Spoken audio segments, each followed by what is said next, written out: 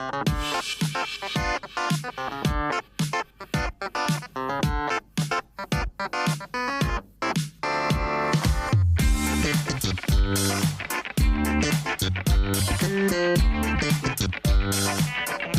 le Grand Oral continue. J'ai le plaisir ce soir de recevoir Émilie Frege. Bonsoir. Bonsoir. Vous publiez donc Un séisme chez Albin Michel. Donc c'est le livre, vous allez en parler, un peu particulier, qui est une sorte de journal intime d'une audience de tribunal qu'on vous a demandé donc de restituer. C'est le procès en appel pour Samuel Paty, pour les assassins de Samuel Paty. À quel moment vous arrivez, vous qui êtes sur le temps long, comment vous arrivez sur un travail au fond quasi journalistique, et même de dessinatrice, puisqu'il y a des dessins qui viennent montrer aussi un peu l'audience. Comment vous arrivez sur ce projet-là? Alors moi j'arrive par ce qui est mon ADN, c'est-à-dire la fiction. Je commence par publier un texte qui s'appelle Le Professeur, qui est joué en ce moment même un peu partout en province avec Carole Bouquet. Et donc je mets en scène les 10 derniers jours qui ont précédé l'assassinat de Samuel Paty au collège du Bois-d'Aune. Et l'idée, c'est vraiment de travailler à ce moment-là sur la question de la peur, de l'abandon, de la solitude et du côté kafkaïen de cette cabale où Samuel Paty a été accusé par une élève qui n'était pas présente à son cours de discrimination et d'islamophobie et qu'il a dû se défendre de cela. Parce que cette accusation des islamistes a très tôt été traduite en langage administratif, puisqu'une fiche fait établissement a été remplie, où il a été désigné comme l'auteur d'une atteinte à la laïcité. Donc moi j'arrive avec ce texte, qui est Le Professeur. Ce texte va me permettre de rencontrer Michaëlle Paty, donc une des sœurs de Samuel Paty. Je lui envoie ce texte pour être sûr évidemment que rien ne va la blesser dans ce texte. Dans des conditions rocambolesques qu'on peut vous la rencontrer, parce que vous avez failli la rencontrer, vous la rencontrez pas. J'arrive pas à la rencontrer. Mais c'est une amie, puis finalement, avec vous en Israël. En fait, je pars faire voir les kibboutz après le 7 octobre. Je pars début décembre 2023, et d'ailleurs j'écrirai une tribune dans le Nouvel Obs, sur le kibboutz Nir Oz. Et je suis avec une jeune femme dont les cousins germains sont pris en otage par le Hamas. Et je lui dis, écoute, je cherche à joindre Michaëlle Paty pour lui donner ma pièce de théâtre. Elle va être jouée, le professeur, je ne voudrais pas la blesser, etc. Et elle me dit, mais moi je la connais. J'ai été invitée au Conseil des maires de France. C'est pas le Conseil, mais au Congrès. Au Congrès des maires de France. Elle devait parler, on l'a pas laissé parler. Voilà. Ce qui est très intéressant, c'est que au cœur même du carnage opéré par le Hamas, je vais être mise en lien avec Michaëlle Paty, dont le frère a été assassiné par la voix française du Hamas. On y reviendra sans doute, puisqu'Abdelhakim Sifrioui, qui est un des auteurs de la Kabbale, était la voix en France du Hamas depuis 2004, puisqu'il avait monté un collectif qui s'appelait le collectif Cheikh Yassine, en hommage au fondateur du Hamas, Cheikh Yassine, qui a fondé donc le Hamas en 87. Et alors, j'en reviens, c'est encore plus incroyable. Alors que quelques jours après le 7 octobre, en France, à Arras, un professeur à nouveau égorgé par des islamistes, Dominique Bernard. Exactement. Et en fait, je dois rencontrer a priori Michaëlle en allant au Théâtre de l'Œuvre, parce qu'elle donne une soirée hommage à son frère le 16 octobre, je crois, 2024. Et je ne peux pas rester jusqu'à la fin de la représentation. Dominique Bernard est mort 3 jours avant, a été assassiné 3 jours avant. Et à ce moment-là, au moment de la représentation, il y a une attaque en Belgique qui, pour des raisons intimes, me fait sortir de la salle. Donc en fait, le terrorisme est partout dans cette histoire. Et avec Michaëlle, très vite, on se rend compte que plus personne ne sait quel était le contenu du cours de Samuel Paty. Tout le monde pense que c'est quelqu'un qui est très pro-Charlie, alors qu'il ne fait que son travail en suivant une pédagogie qui est conseillée sur le site d'Eduscol à destination des enseignants. Et donc on se dit, il faut qu'on écrive ce livre. Et donc je lui propose d'écrire le cours de Monsieur Paty. Donc le professeur, le cours de Monsieur Paty qui est plus un essai. Et puis au moment du procès en appel, je me dis, mais ça fait 2 ans que je travaille sur cette affaire, 2 ou 3 ans, il faut que j'assiste à ce procès. Et Le Point m'a donné l'occasion de pouvoir le suivre pour eux. Donc j'ai publié à peu près 17 ou 20 articles pour eux en l'espace de 7 semaines, qu'effectivement je restitue dans un séisme. Et c'est un objet un peu particulier parce que c'est à la fois mes articles pour Le Point, mais qui sont tissés aussi avec mon journal d'audience, qui pour le coup se tient dans un Paris post-7 octobre, où j'ai le Hamas dans la salle d'audience et le Hamas aussi place de la République toutes les semaines. Et j'ai l'impression qu'on n'a pas tiré les leçons en fait. La cause palestinienne est dévoyée par des collectifs ultra-violents, qui sont les mêmes collectifs que Cheikh Yassine, c'est-à-dire le collectif Urgence Palestine par exemple. Voilà, Samuel Paty a été ciblé avec des mots très précis qui étaient islamophobes, blasphémateurs, dans un contexte particulier qui était le procès en appel, le procès des attentats contre Charlie Hebdo. Et dans le contexte des massacres du 7 octobre, les mots utilisés pour cibler les gens ne sont plus les mêmes. C'est sioniste, génocidaire, mais c'est exactement les mêmes méthodes. Alors, c'est Voilà. passionnant parce qu'il y a tellement de questions, effectivement, où vous vous trouvez à ce moment-là au cœur, au fond d'un hub événementiel complet avec justement cette inversion accusatoire Exactement. qui vient devenir un peu la marque de notre époque, hein, de ce premier quart de siècle. Et ça, vous le vivez en plein. Je retiens une expression une réflexion que vous menez, que vous posez au début de votre livre en disant, au fond, les salles d'audience les tribunaux sont les derniers endroits où en fait on peut vraiment rechercher, trouver et entendre la vérité dans cette période de fake news complet. Ça, c'est quelque chose qui vous marque aussi, à quel point on est justement soumis à des inversions accusatoires, des changements de vérité. En fait, ça m'a beaucoup interrogée sur mon rôle d'écrivain dans cette période. C'est-à-dire que j'ai vraiment le sentiment qu'effectivement, on est dans une époque où c'est une guerre des narratifs absolue, où il y a des récits alternatifs, il y a une montée du complotisme absolu, l'IA, l'intelligence artificielle, qui fait que finalement, on doute de tout. Tout le monde fictionnalise sa vie, ne serait-ce que sur Instagram, par exemple. Et donc, ça m'a beaucoup interrogée sur le rôle de l'écrivain, et puis sur ma place aussi de romancière qui, a priori, avait comme matière la fiction. Est-ce que notre rôle dans un monde qui bascule dans la fiction généralisée, ce n'est pas justement de livrer de la vérité? Et c'est la raison pour laquelle aussi j'ai, avec un séisme, lancé une collection qui s'appelle Audience.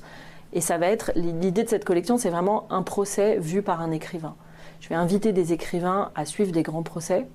Le prochain, ce sera le procès du financement du terrorisme avec l'affaire Lafarge. Et Laurent Binet signera ce texte. Donc vous avez tout à fait raison, c'est-à-dire que je trouve que finalement la vérité est une matière plus intéressante aujourd'hui. Vous demandez maintenant aux écrivains, aux écrivaines de dire venez parler de la réalité parce que l'époque parce que tout est fiction. Voilà, parce que tout est fiction et même tout est mensonge. Ça rappelle cette fameuse phrase de Cocteau, je suis un mensonge qui dit la vérité, parlant de la fiction. Mais je pense qu'on n'a jamais la démocratie. C'est plus poétique. La démocratie, ouais, exactement. C'est-à-dire que la démocratie, elle n'a jamais été aussi en danger qu'aujourd'hui depuis 1945. Et le propre des dictatures ou des pouvoirs autocratiques, c'est de faire de la fiction. C'est de créer des légendes, c'est de créer des récits alternatifs. Et c'est pour ça que dans ces périodes, les écrivains sont inquiétés, sont pris pour cible, sont éliminés. D'ailleurs, vous dédicacez ce livre à Boualem Sansal. Ouais. Oui, parce que le cœur du sujet de l'affaire, de ce procès en appel de l'attentat contre Samuel Paty, c'est la liberté d'expression. Il faut bien comprendre que le problème, c'est pas tant d'avoir montré des caricatures. Bien sûr que c'est d'avoir offensé le prophète et que c'est l'idée d'un blasphème, de la réhabilitation d'un blasphème. Mais pourquoi s'attaquer à l'école? C'est parce que c'est le lieu où se perpétue la République, où se construisent des esprits critiques, des esprits libres. L'école, c'est la possibilité d'une émancipation par rapport à son milieu d'origine. Donc c'est la fabrique même de la liberté. Et c'est ce que doit être un écrivain.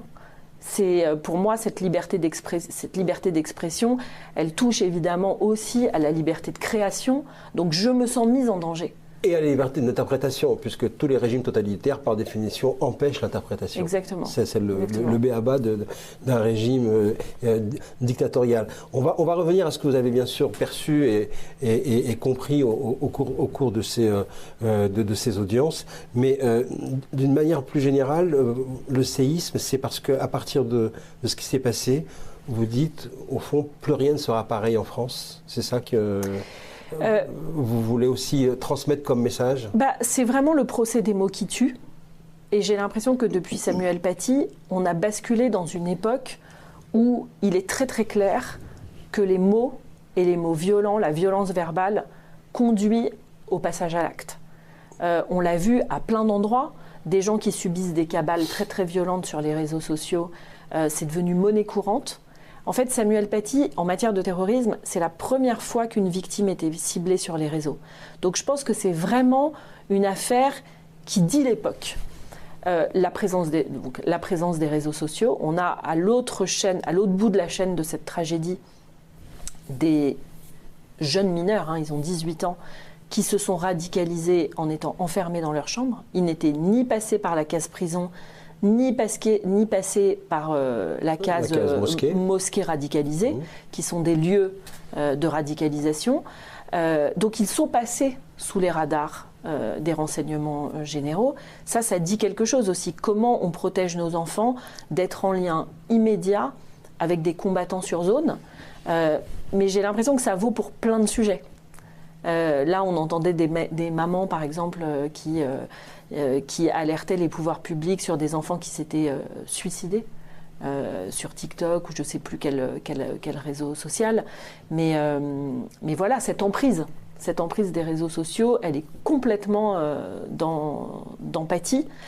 Il y a aussi quelque chose, je pense, c'est la porosité entre l'entrisme et le djihadisme, entre l'islamisme et le djihadisme. L'entrisme islamiste et le djihadisme. On voit bien comment on passe de ce qu'on appelle du cri au glaive. C'est-à-dire qu'on nous a beaucoup raconté que c'était l'assassinat de Samuel Paty, le responsable était un Tchétchène, un islamiste tchétchène. C'est vrai parce que c'est lui qui a porté le glaive, mais ce n'est pas que lui. Il y avait tout l'islamisme palestinien en amont, à travers la figure d'Abdelhakim Sifrioui. Cette affaire, elle raconte aussi ce qu'on a appelé le pas de vague dans l'éducation nationale, avec une éducation nationale qui est omnubilée par la menace portée par ces islamistes, qui est un trouble à l'ordre public. En gros, ils ont peur d'une manifestation devant le collège le vendredi 9 octobre avec des musulmans et la presse. Ils ne sont pas alertés des messages appelant à des atteintes à l'intégrité physique de leurs professeurs sur les réseaux sociaux. Et avec des évolutions qu'on a du mal à comprendre. On a entendu il y a quelques jours qu'une mère d'un des accusés dans le procès était devenue référente laïcité dans les Yvelines. Est-ce que vous pouvez nous dire, parce qu'il faut du discernement de plus en plus, donc quelle est la réalité ? Parce que on a beaucoup parlé. Quelle est la réalité de cette nomination et de cette affaire ? Alors, la réalité, cette femme, cette mère, la mère d'un des accusés, même d'un des condamnés à 15 ans, je crois, 15 ans de réclusion criminelle, est sans doute le personnage de ce procès qui m'a le plus touchée. D'abord, c'était une élue qui travaillait auprès de la préfecture avant même que son fils soit condamné. Il est celui qui a conduit Anzorov sur les lieux de son assassinat, du collège. Il n'a pas été prouvé qu'il savait, mais il n'avait pas besoin de le savoir pour que la complicité soit constituée. Ça, les gens ont du mal à le comprendre. C'est une subtilité, mais qui est très importante, parce absolument. Que l'intentionnalité, elle n'a pas été prouvée. C'est quelqu'un qui faisait du sport avec lui au Basic Fit, mais je crois qu'entre septembre et octobre, il a fait 9 fois des séances de sport avec lui. Il n'avait pas de réseaux sociaux où il prenait le djihad ou quoi que ce soit. Donc voilà. En fait, il y a des éléments qui constituent la complicité matérielle de ce crime parce qu'il était avec lui quand il a acheté des pistolets airsoft, un couteau, et qu'il l'a conduit sur les lieux du crime, mais il n'a pas été prouvé qu'il était au courant de ce qu'il allait faire. Et je vais vous donner un exemple. L'adolescent qui a été condamné à 18 mois au procès des mineurs, alors il n'avait pas le même âge, il n'avait pas 18 ans, il n'avait que 13 ans et demi, mais ce mineur, par exemple, a été accosté par le terroriste devant son collège, et le terroriste lui a dit « Désigne-moi Samuel Paty, je vais te donner 300 €, et je vais aller le corriger et l'afficher sur les réseaux sociaux parce qu'il a insulté le prophète. » Cet adolescent de 13 ans et demi a considéré d'une manière ou d'une autre que c'était juste que son professeur soit attaqué physiquement et affiché sur les réseaux sociaux pour avoir commis un blasphème. Ça veut dire quoi? Ça veut dire que on est typiquement là dans un cas de séparatisme. C'est-à-dire qu'on a un adolescent qui considère que les lois de sa religion priment sur les lois de la République. Alors, séparatisme ou également mutation générationnelle. Je lisais il y a quelques jours une étude qui a été publiée qui montrait que une très grande majorité des adolescents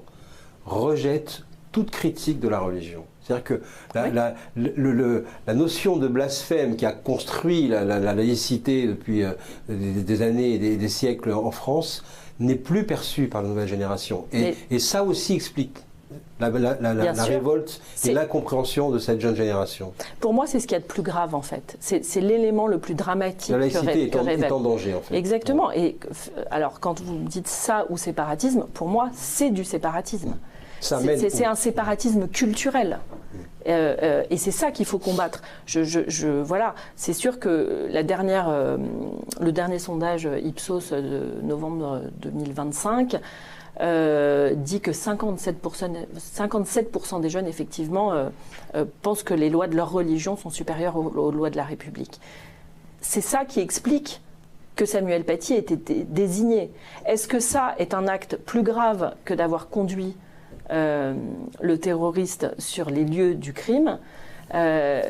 Moralement, voilà, je pose la question d'un point de vue moral et pas d'un point de vue juridique. Et en tout cas, on comprend pourquoi vous parlez d'un séisme, parce qu'effectivement, toutes les implications que vous décrivez racontent à quel point, effectivement, on change d'époque. Ce qui m'a frappé également, c'est un détail, mais plus qu'un détail, c'est un symbole que vous pointez. Le procès commence le jour de l'assassinat, anniversaire de l'assassinat d'Yitzhak Rabin, un 4 novembre. 4 pour Yitzhak Rabin. Pourquoi vous faites cette analogie? Elle est purement instinctive, en fait. Je traverse le pont qui mène au palais de justice. Il fait très beau ce jour-là, ce 4 novembre 2024. Et en pensant à cette date, je me suis revue au moment de l'assassinat d'Yitzhak Rabin, cette espèce de chagrin immense, cette perte d'espoir. Et qui a annoncé des tragédies en cascade. Et donc je m'interroge, c'est vrai, au début du livre, sur ce que l'assassinat de Samuel Paty, qui est une fissure, un tremblement de terre. Ça n'a pas ouvert une ère également de désespoir et de tension. Et de tragédie, etc. Parce qu'il faut bien comprendre que la question des caricatures aujourd'hui est dépassée. Oui. C'est-à-dire que tous les témoignages d'enseignants que je reçois sont des témoignages qui vont sur la remise en cause des savoirs, la notion d'infini en mathématiques, le nu dans les musées, la musique. Voilà, je dis toujours que pour les ennemis de la liberté, nous aurons toujours trop de liberté. Donc ça ne va pas s'arrêter aux caricatures. Pour ceux qui considèrent qu'il ne faut pas montrer les caricatures. Et en barycentre, évidemment, de toutes ces tensions et ces crispations, il y a toujours, évidemment, l'antisémitisme qui fédère tous ceux qui veulent crisper et rejeter.